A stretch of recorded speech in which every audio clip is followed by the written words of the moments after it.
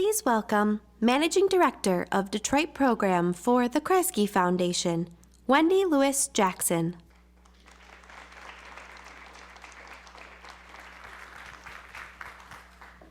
Good morning, everyone. I'm coming apart at the seams here, just a sec. So, welcome, and I hope you enjoyed our debut of our centennial video. You might have noticed we're having a birthday at the Kresge Foundation. We're turning 100.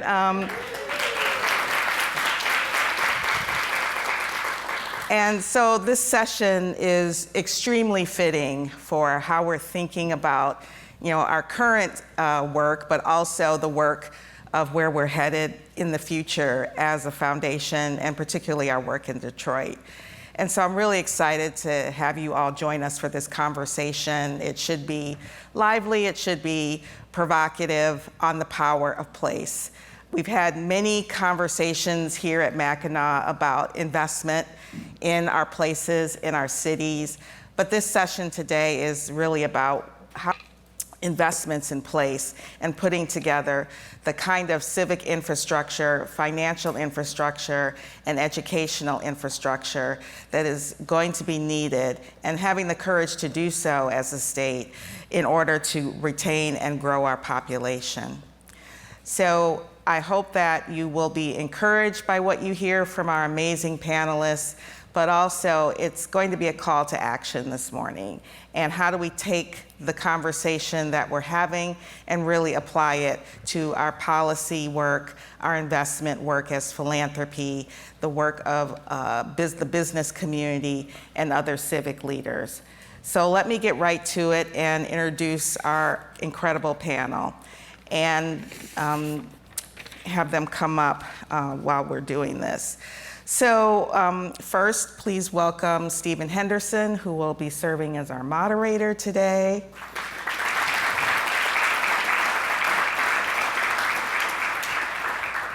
And then we're extremely honored and thrilled to have Valerie Jarrett join us. Valerie is the CEO of the Obama Foundation and has also served as senior advisor to President Obama and the White House. So Valerie, welcome.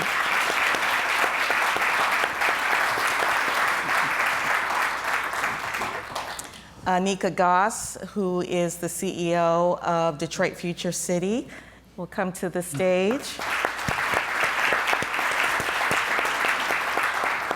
And Anika and I, we did not plan this color coordination, and I will not be doing a step show this morning. Anika might be able to do it. And then please welcome Andre Perry with the Brookings Institution as well. So thanks again, and Stephen, I'll turn it over to you while I make my way to my seat. Sure. Yeah, go ahead. Okay. I know, it's complicated. Okay. That's right. So I want to, of course, welcome our panelists. But before we get started, I want to say something quickly about the idea of place and its importance. I think it's impossible to talk about place or to think about place, especially in a city like Detroit, without thinking about the people who inhabit that place, who make up that place, and who depend on the kind of civic infrastructure we're talking about to make their lives successful. So hopefully we will be able to talk an awful lot about people as well as place. But I want to start with this phrase, civic infrastructure. It's a great phrase in a lot of ways, and for nerds like me who sit around thinking about policy all the time, it's a very handy phrase. But I want to give a more, I think, specific kind of explanation and understanding of what we're talking about when we say something like civic infrastructure. So I want to start there with you, Valerie. When you think of that phrase, what comes to mind? Well, first of all, good morning, everyone. This is my first trip to Mackinac, and I couldn't be happier, and I couldn't I'm kind of trying to figure out why it took me so long to get here. But anyway, I'm delighted to be with you all here. And you mentioned that phrase to me as we were in the back of the room, and I had never heard of it before. But the first thing that came to my mind was a story about Detroit. And so when Detroit really hit the bottom of its financial challenges, we had a meeting in the White House. And the people who showed up represented the civic infrastructure of the city. So we had the entire delegation that represented Detroit from members of Congress. We had people from the philanthropic community, so Rip was there. We had Dan Gilbert. We had members who were just kind of grassroots leaders, all who were completely committed to rejuvenating Detroit. And the governor had me on speed dial. He called all the time. And I remember when I left that meeting, I thought, they have the infrastructure that it takes to come up with a comprehensive plan for how to rebuild Detroit. And if you look at Detroit today, it has come back. And it's the people that make up the civic infrastructure and who are willing to get on a plane and fly to Washington to make a personal commitment to the President of the United States that they were not going to let Detroit fail. So that's one definition close to home. Yeah, Anika? I think the way I would want to think about civic infrastructure is more in the context of why we choose to live in a specific place. And in Detroit, the equity gaps still exist, particularly in the effort to create a middle-class lifestyle for you and your family. And you're having to make choices to live someplace that's more affordable, where the schools are better, that's closer to a higher paying job. And you're having to make these decisions to live in places where you don't have your own, where you're not building a civic infrastructure. You're making choices because these are the things that you feel like are the essentials, the amenities that you can't live without in order to either raise a family or have the kind of quality of life.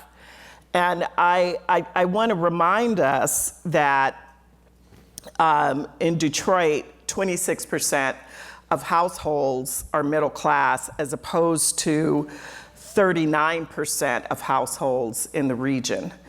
And if you look at all of the region in its entirety makes up 692 census tracts, and 51% of those are considered middle-class places, meaning that more than 50% of the area of the household income is making more than $50,000 or $52,000 a year, and only 15 out of 692 census tracts are in Detroit. So, but our population just grew, right? We're all excited about that. That's worth a pause. Hasn't happened in 60 years.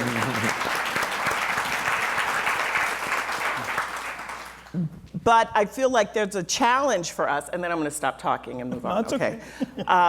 There's a challenge for us in that, because while the population has lost, we've continued to decline in Black population. We've continued to decline, losing Black households to the suburbs, middle-class Black households. And for the first time ever, we're losing Latino households. We saw a drop in the Latino population, according to the ACS estimate. And so the only population that's growing, thank you, white people, for moving to Detroit. However, they're only moving to the neighborhoods that are stable and where there's the highest level investment, where there is civic infrastructure. So I feel like if we're going to take on this civic infrastructure framework, we have a lot of work to do in order to build that civic infrastructure in Detroit and in the region. I love having Anika on panels because she says all the things that I would say, and then I don't have to say them. Okay, sorry. Yeah. Andre? Yeah, first of all, thanks for having me. It's great to be in a packed room. But civic infrastructure is one of those terms that either a philanthropic organization or a think tank made up And sometimes, right, it probably from the Brookings Institution. I mean, seriously, I was gonna we talk about it in the hallways all the time. But it really represents the civic organizations that organize the way we live. They have the capacity to bring in the resources and distribute resources in ways that sustains or grows the community. So when you think of that civic infrastructure, think about the chambers of commerce, think about the city council, think about the library system, the school system. And we generally think about those things. But also think about those institutions that if you ask a resident, why do you stay here? Is good getting to, and then you're including those daycare centers. Then you're including the gypsy cab service you may have. There are organizations in all of our communities that make them work and grow and sustain themselves. Now, why this is tricky is because there's power dynamics in civic infrastructure that can limit and restrict resources so that some areas of the city can grow or not. And in addition, there are some places that simply do not have the civic infrastructure needed. You seen this during the pandemic, where we're trying, and like when PPP loans were distributed. Were there financial institutions in proximity to the people who need it? Not in all places. So think about the word civic organizations, infrastructure, meaning sort of the brick and mortar, sort of the plumbing necessary for those things to operate. And what you have are the organizations that organize our lives. Yeah. Wendy? I come at it from, like we've all been talking about, from the idea of people in place and what is needed to bridge those two things together. But even at a deeper level, I think about civic infrastructure through the eyes of a child. And what it means to be able to grow up, particularly in a neighborhood within our cities, and what are the things that are absolutely critical that we invest in order to provide that good plumbing, that connectivity. So it's more than just bricks and mortar. It is how we think about investments in education, how we think about investments in public space, housing, all of those sectors that really need to come together, not only bridge, but also braid in a way that provides greater opportunity for young people and families.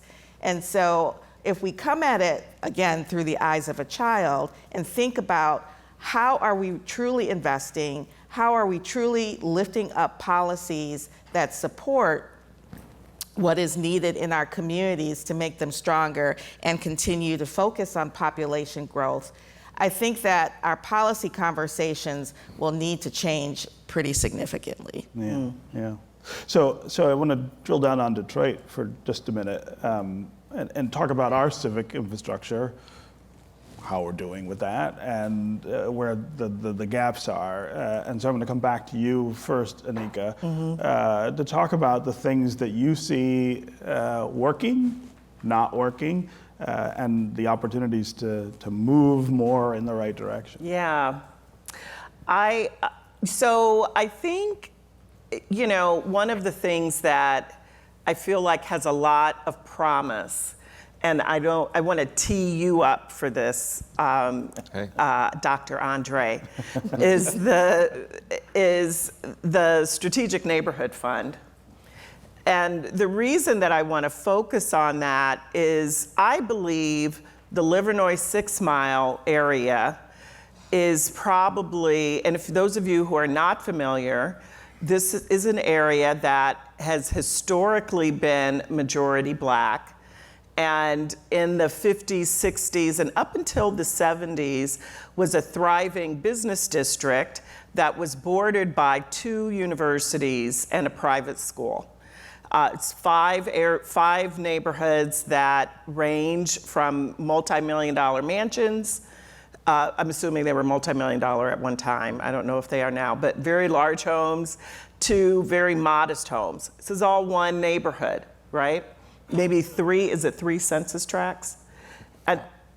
Maybe a little more. More. But anyway, this over time, there's been $260 million of investment in this area. And Andre and his team, the Brookings Institution, focused on whether or not the neighborhood was able to gentrify.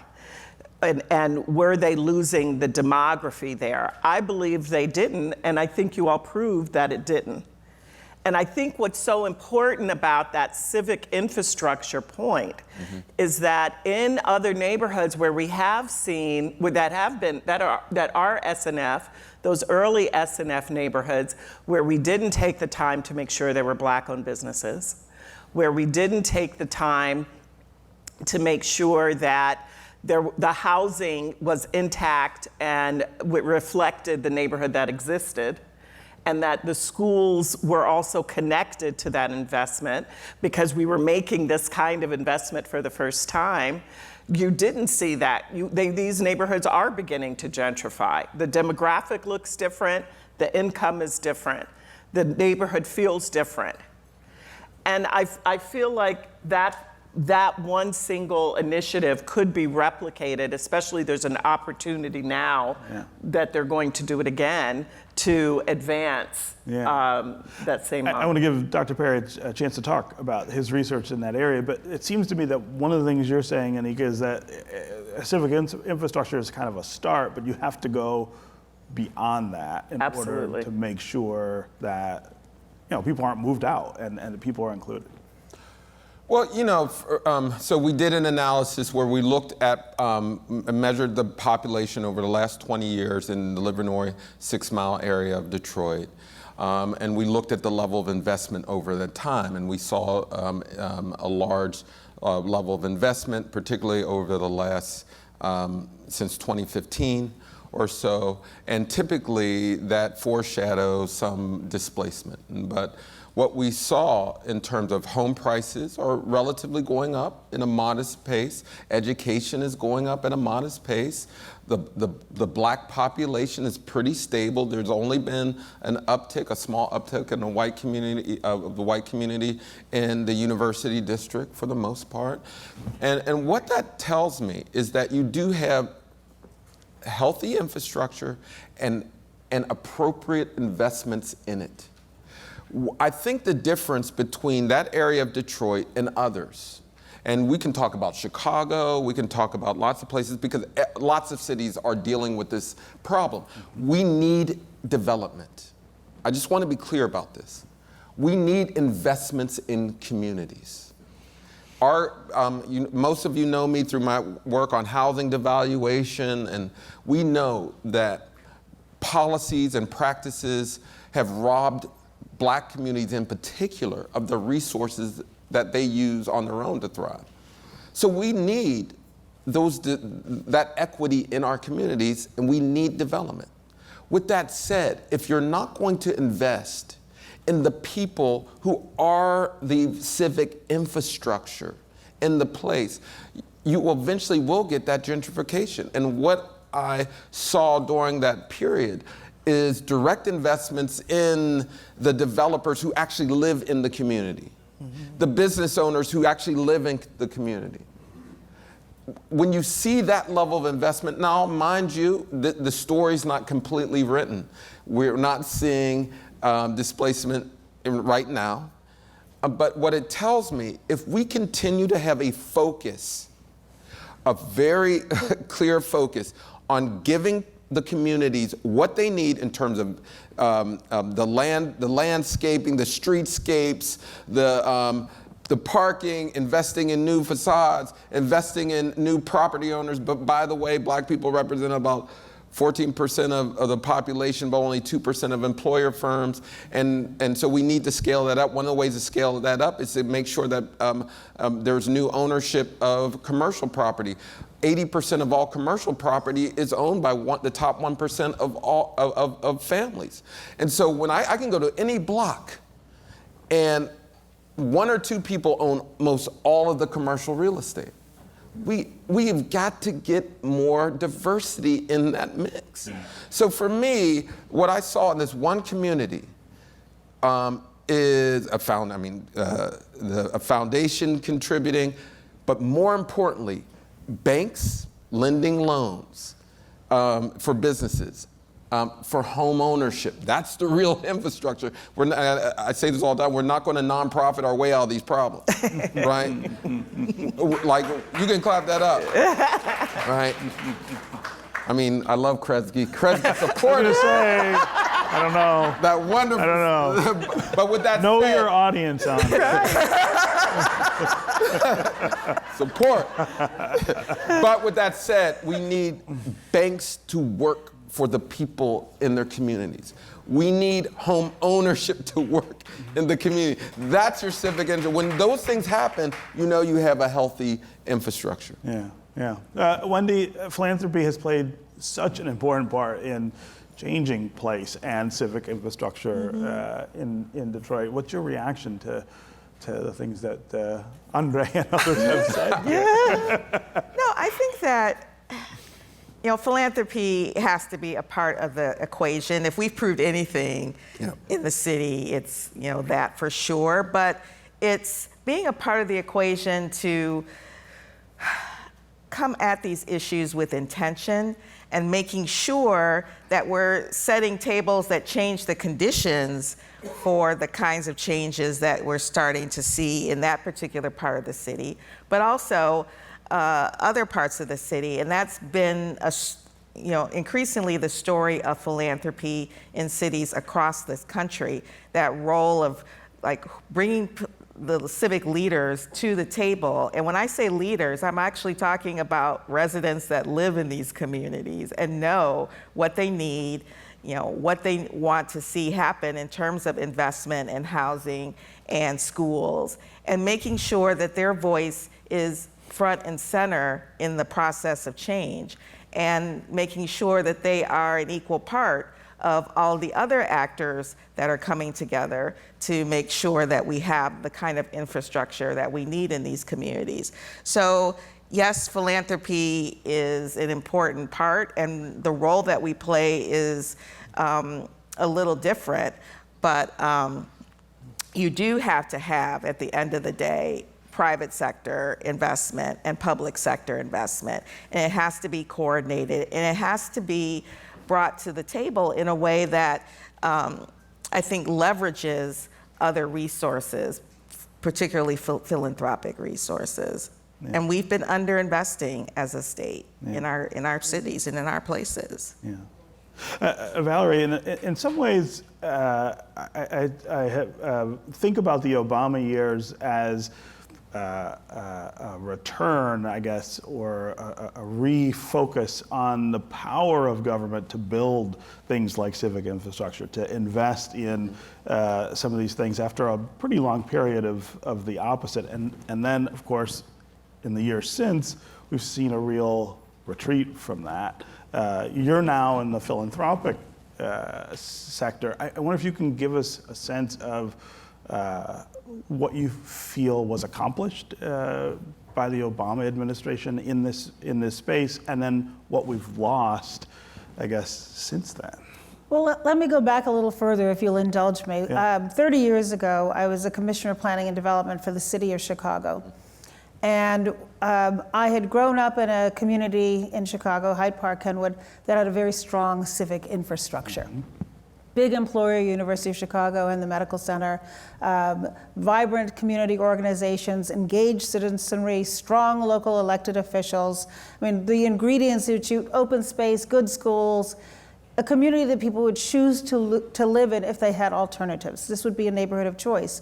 Immediately adjacent to a neighborhood that was predominantly low income, Black, lots of vacant land from buildings that have been demolished, boarded up buildings, high crime rate, poor schools.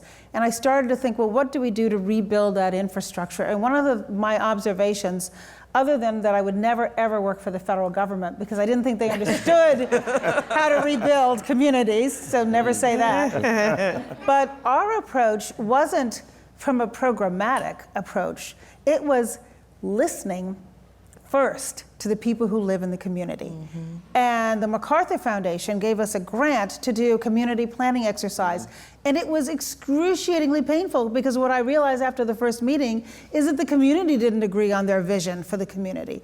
But they kept showing up, and this very strong community-based organization brought people together, and they had charrettes, and they had designs, and when it was finished, what they wanted was just what every community wanted. They wanted affordable housing. They wanted to attract new housing so there was market rate opportunities for people upwardly mobile. They wanted jobs, open space for their kids to play, grocery stores where they didn't have to worry about food deserts. And we took this incredible asset of vacant land and made it available for $1 to bring down the cost so we could have more affordable housing. And then that allowed us to take the market rate housing where they paid for the land at market value and use it to subsidize. And so the city was there to help fulfill the dreams of the people on the ground. And if I were to drive around Chicago today, I would say the cities that have had long-term sustainable progress are the ones where you had community-based organizations and strong local elected leaders who were forcing the government to pay attention to their needs and figuring out how to take this myriad of programs and tailor them, and to not look at it in kind of the narrow silos that oftentimes government does, but look at it from the view of the person who wants to live there and raise their children there. And when you do it that way and you have a place-based strategy that is holistic, you're looking at not just the capital needs of the community, but what are the human needs of the community? What do the schools look like?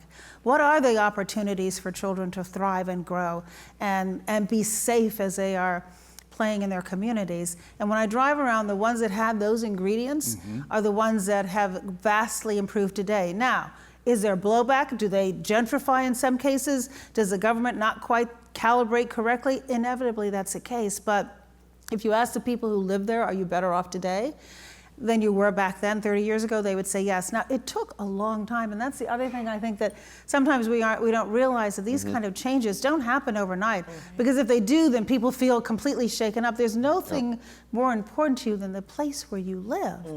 And so when you ask about the Obama administration, we tried to take the lessons that President Obama learned as a community organizer and as a state senator, and then working in the US Senate from the federal perspective, and shake up the federal government so it would be a partner to help fulfill and leverage. And I look at government as like priming the pump. They are in there with the initial dollars to help get things jump-started that the private sector has chosen not to do. And then to create the kind of certainty that it's going to get this level of funding so that you can bring in and leverage those private dollars so the banks are willing to lend in the community. And then government should get out of the way and let the people fulfill their dreams. And that was the approach that we tried to bring to the federal government. But we believe that our cities are the economic engine of our country, and that we have to invest in them, and that is not charity, that is an investment, where you are going to get a return on that investment. And I think some of that passion for cities evaporated when President Obama left office, and we're trying to get that back again. But it does, I guess the point I really want to emphasize is the lesson I learned on the ground is do listen to the people that you are there to help, and don't come in with your preconceived notions of what's good for them. They actually know what they want. Yeah. You know, can I? Go ahead. Just to illustrate something, I'm always reminded, I mean, everything starts local, good and bad. From a bad illustration, redlining, for instance, started in Baltimore. Mayor Barry Mahul wanted to isolate the black community. And so, because people have this misconception that redlining kind of started at the federal level. No. It was codified and resourced by the federal government, and it worked its way up. Now, I always, when you look at the impact of redlining for generations, I use that as a lesson. And this is where philanthropy has a role. We need to demonstrate, instead of policies and practices that are exclusionary, ones that are inclusive in nature. And then we need government to codify and resource them. There are still ideas at the local level that can be as impactful in a positive way as redlining. They are in Detroit, they're in Chicago, they're in Wilkinsburg, Pennsylvania, where I was raised. There are answers. But we need to resource them and eventually get them codified and then resource at the federal level. Because right now, they're in the two critical areas of wealth creation, for the most part. I mean, the largest is the stock market, but we can talk about that and those disparities and wealth gaps as a result of stock market disparity. But if you're not talking about housing and business development, then you're not talking about growing our communities.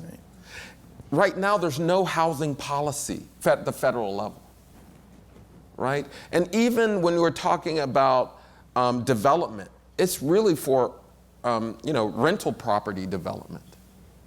We need to figure out a way to create a new generation of owners. And we need to build properties, and we don't have those resources. And so for me, a forward-looking vision is to figure out ways, hey, how can we get these special purpose credit programs that don't require a down payment in communities, targeted in the neighborhoods that we see some promise? How can we get more commercial corridors refurbished and get new owners? How can we scale up these founders? And by the way, I think there's a lot of good discussion of starting a business. We need much bigger discussion about acquiring and scaling our firms. We need that kind of and that's a role for philanthropy. We can demonstrate what can happen, but we absolutely need government, at the federal level, state level. We're here in Mackinac policy government, state government, and our big corporations to resource these ideas so that they can scale. Yeah. I want to go back to the growth question. Anika, you brought up the fact that Detroit is growing again for the first time since 1957, which is longer than I have been alive and longer than many of us have been alive, and that it is good news. But again, when you dig down beneath that number and look at what's actually happening, I had a conversation with the mayor this morning who talked about the number of black families who moved out of Detroit in the decade before this. Is growth the key to some of what we're talking about here? Is it necessary? And what kind of growth are we looking for? You talked about the growth from new, younger, whiter, wealthier residents. How do we grow different populations? How do we attract people back to the city who've left because they feel like there's nothing here for them? Yeah. And not only nothing for them, I mean, one of the things that we've been internally talking about at Detroit Future City is when a neighborhood becomes untenable to live in, meaning there is so much blight, there is so much disinvestment, there is either real or perception of crime, and there are no schools, those neighborhoods will gentrify just because they look so bad, right? It's probably one of the few areas in the country because we haven't studied it in the community development sector the same way, but it is a form of gentrification. And really thinking about what does it require to change a neighborhood to make it more attractive for a multitude of different kinds of households. You have to think about, this is where place really comes in. It doesn't, I think oftentimes, especially in major cities, our standard of excellence ends up being that white middle class suburb. I haven't made it until I have a garage in the front of my house and a yard. And in fact, there might be a lot of different ways to create thriving, resilient, beautiful neighborhoods. Maybe they're dense, maybe they're low dense and have large scale green. Maybe they have some sort of green stormwater infrastructure. Maybe they have a number of trees. There's an orchard in the middle of the neighborhood. There are a number of ways that you can create a neighborhood that feels like it is connected, that offers different kinds of amenities to attract a variety. First of all, before you even get into growth, we got to get people to stay. Mm-hmm. And so in order to do that, you have to have those kinds of neighborhoods that would allow people to stay. One of the things that I think, one of the reasons I think this is so important is because I think we often think about Detroit versus region, mostly because I talk about it that way, and I talk a lot, that we think Detroit versus the rest of the region. But economies are regional, right? Economic development is regional. And so we should be thinking about our communities in Detroit and the people who live there as everyone that is a Detroiter right now and could be a Detroiter. It should be fairly and fully participating in the regional economy.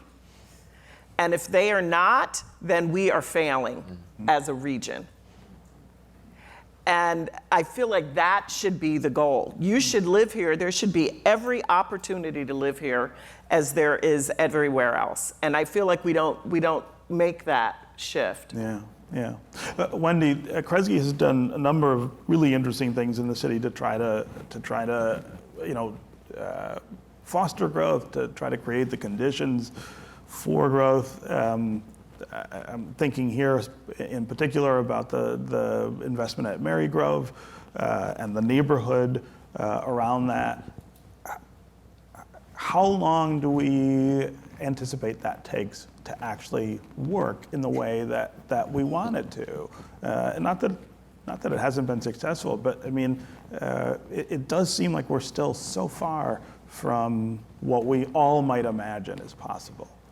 Well, I think the time scale question is really important, and to come at it in increments. And what Valerie said around the work in Chicago with the MacArthur Foundation and the community plans, which is work that we looked at at the Kresge Foundation at least when I first arrived. And we're talking about 10, 20 years. Decades. And we have to be honest about that. Change is not going to happen overnight, but we can have toll gates and benchmarks that, for residents in particular, can see progress. And at times you need to, and this is where philanthropy is really important, because in many ways we can make those like big catalytic investments in neighborhoods that start to signal for residents and community that certain changes are underway. So with our Marygrove project, for example, that's a really good one, because that was kind of our way to begin to signal with a number of different partners that we can bring a new educational model to a neighborhood that has implications for the entire city in the way that we think about neighborhood schools.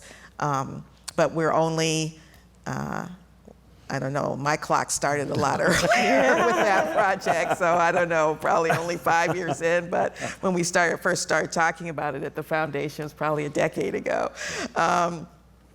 So, examples like that, but and it's not just Marygrove. I mean, there's a lot going on in the neighborhood around it that Kresge is supporting as well. Yeah, and I think that's at least how we've been thinking so much about our work at Kresge in Detroit and the other cities where we work across the country is, how do you pull these threads together to make change in place? And whether it's the educational system and how it connects to the open space system, how do we think about economic development, small business development? It has to be, to Valerie's point, holistic. You can't come at one without the other. And to Anika's point, and I don't know, it may be a little different from how you're thinking about it, but we've always come at our work in Detroit and probably the other communities where we work as well, that yes, we're part of a region, but Detroit has to be the #1 job center in that region. And so it's just a little different frame. Yeah. You know what? You can clap. Go ahead. Clap it up. But you know, I love this quote, and I use it like it keeps my teeth white. But Tic Tac Non said that if you're growing a head of lettuce and the lettuce isn't growing, you don't blame the lettuce. You look to see if the soil's enriched. You look to see if it's getting sunlight. You look to see if it's getting water. The reason why I say that Kresge, the state, can have an initiative, say we're going, or Detroit Future City can have an initiative, we're going to grow this neighborhood. And then it becomes, is it working? Is it working? You know, we got to focus on the conditions. When we, in particular when it comes to black communities, when things aren't growing, we blame black people, right? But we also will blame this governor or this foundation. You can't blame the lettuce.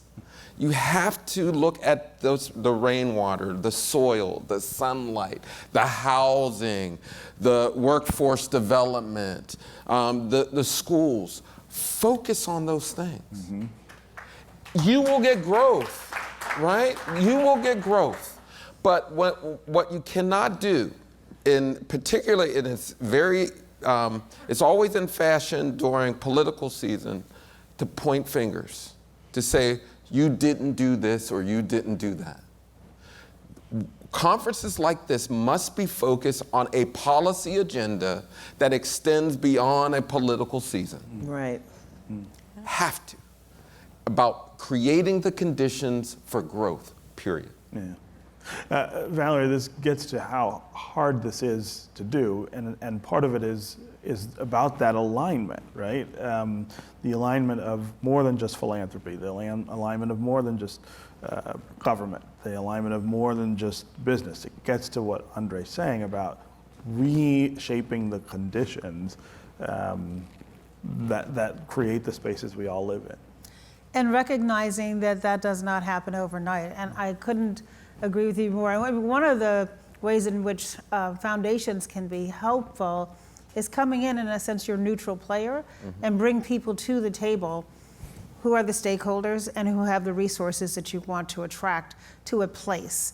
And I think that, and recognize that the horizon can't be measuring success over a 6-month or a 1-year interval. And so be clear up front about what the expectations are and what is necessary, to your point, to get that soil going in the right direction.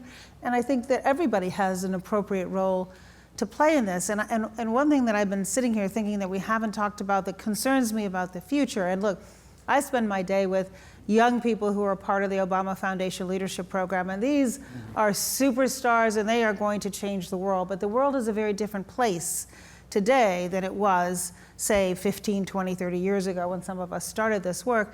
And their definition of place is different. I mean, their definition of place is the community they create on the palm of their hand. Whereas in my neighborhood, when I grew up, if I went to the local grocery store and acted up, my mother heard about it before I got home. Why is that? Because she knew the people who were working in the grocery store. Now you order online, you never have to see the people who are in your own community. You don't have to know your neighbors. And unless people are rooted in the sense of place that's physical and geographic, it's much harder to get them to feel this sense of responsibility or even commitment to their community, because their community is virtual.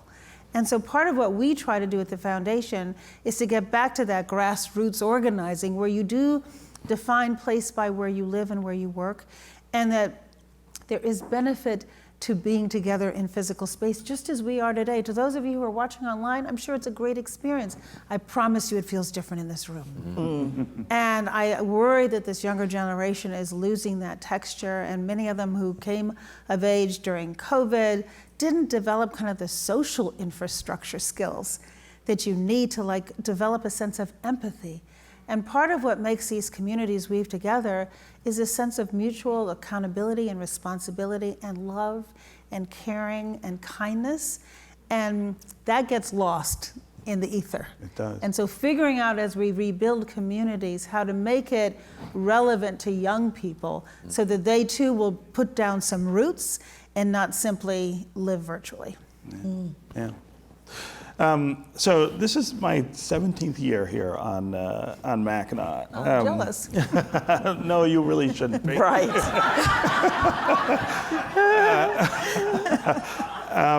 And we have a lot of these conversations multiple times. I feel like I've been here before.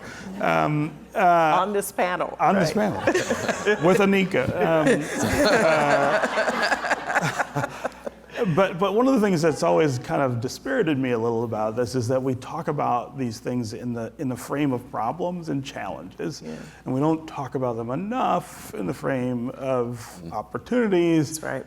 Or hope. So I want to give each of you just a little bit of time to talk about something that you see that gives you hope about what we're doing in Detroit and framing place, or an opportunity that you think we could jump on that maybe we're not. Because I have a new report that was released yesterday assessing the quality of life of Black majority places. We released it, Brookings Institution released it yesterday, and the point of this exercise was to compare Black places to Black places against the state to find the majority Black places that are exceeding state averages. The reason why we are doing this is twofold. One, if you always focus on disparity, you'll never get to investment. No one invests in problems. No one invests in problems. You invest in strength. The other piece of this, we have to find the things that are working. When you, and not to get too methodological, but when you look at things in the aggregate, knowing the wealth divides and the history, if you only look at the Black-white disparities in the aggregate, it masks all the other positive things that are happening at the local level.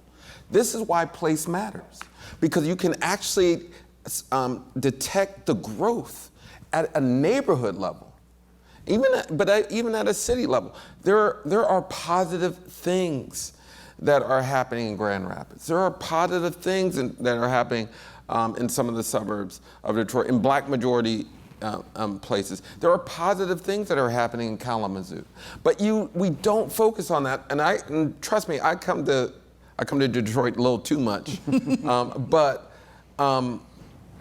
every time I come here, there's such a focus on what's wrong, and all I see is this talent. I'm like, no, you got to start.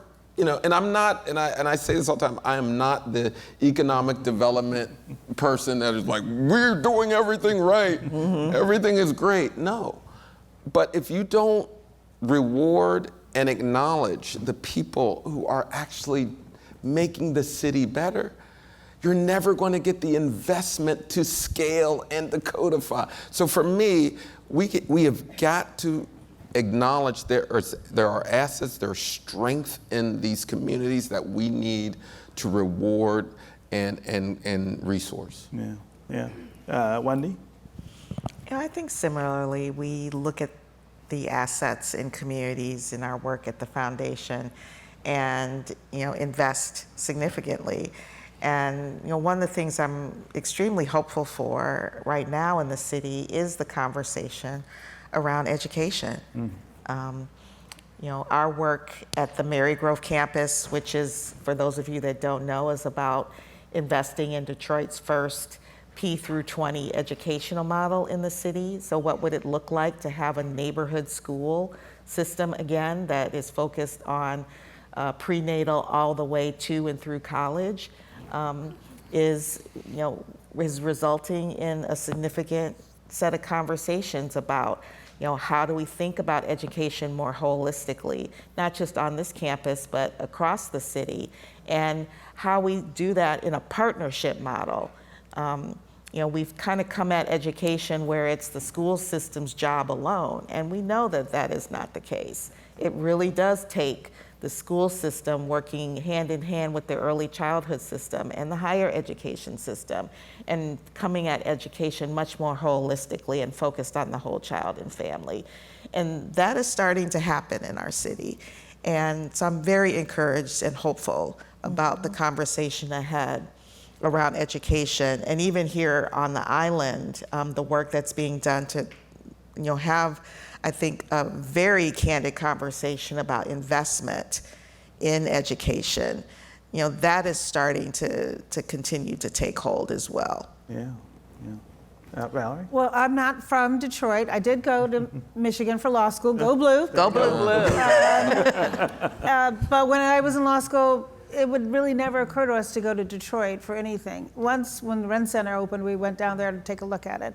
But that was about it. But I want to say to you who are from this area that your reputation outside of Detroit is really good right now. People say Detroit is the poster child for the city that's coming back.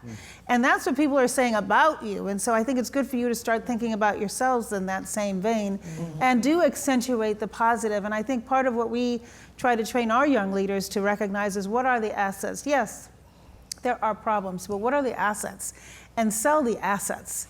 And be mindful, don't be Pollyanna about it, but look at the assets and try to help generate this next generation of leaders who are empathetic, who are resilient, who do understand that it doesn't happen overnight the way they get information in the palm of their hand overnight. Change doesn't happen overnight. We were a lot about change and hope, so you're right in my sweet spot here. But the more you feel enthusiastic and passionate about your place, and the best ambassadors are the people who live there. But I just say to you right now, if you talk to people around the country, though, and part of it is you've got business leader in Jamie Dimon, who chose to invest a whole lot of money in Detroit. And he talks about it all the time. Why? Because he wants his investment to be a success. And he recognizes that he has to talk it up in order for other people to come in and invest. And so my hope for you who are from the area, the region, is to recognize what a jewel you have. Yeah. With potential. I would piggyback on that. Also, the importance of us telling our story, telling our own story. And this is not a panel about media, but we have a challenge with that too right now, making sure that we can tell Detroit's story locally and nationally, and we are the best people to tell that story. Go ahead, Anika. Well, I just, in this, not to bring everybody down, but. I just told you. I don't know what you expect from me. To say something positive. This might be your last year on this. Maybe. One of the things that actually gives me hope is it's actually a problem. But it's a problem that is happening in so many different communities. There is such an opportunity to bring us all together around it that it could be a galvanizing moment. So this idea of tangled title or heirs property. And it's one of my favorite things to talk about, quite honestly, because it affects people at all levels of income. And in Detroit, the average home that falls into that tangle, and basically what it is that your grandmother has a home, she left it to your mother, according to your mother. But not actually, there's nothing on record, right? Like there's no deed of that. And your cousin is now living in that home and decides to try to sell the home, and turns out somebody actually bought the home at auction because they don't own it. That problem happens in Detroit. It's happening to 5,500 homes. It's worth about $300 million worth of real estate. But what we also learned is that this same issue is happening in rural communities across the state. And it's happening in native tribal land. So this one issue that is solvable, we can invest in, can also bring us all together as an entire state. How do we protect our assets? How do we protect our wealth? How do we create generational wealth in very, very different kinds of communities and grow us all together? See, I did it. Yeah, no, yeah, that's right.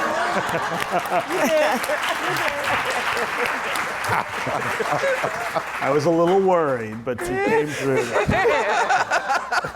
All right, I want to thank our panel, Wendy, Dr. Perry, Anika, and of course, Valerie, Jarrett. Thanks so much for being here. Thank you. This was good. It was a good conversation. This was a lot of fun. Thank you.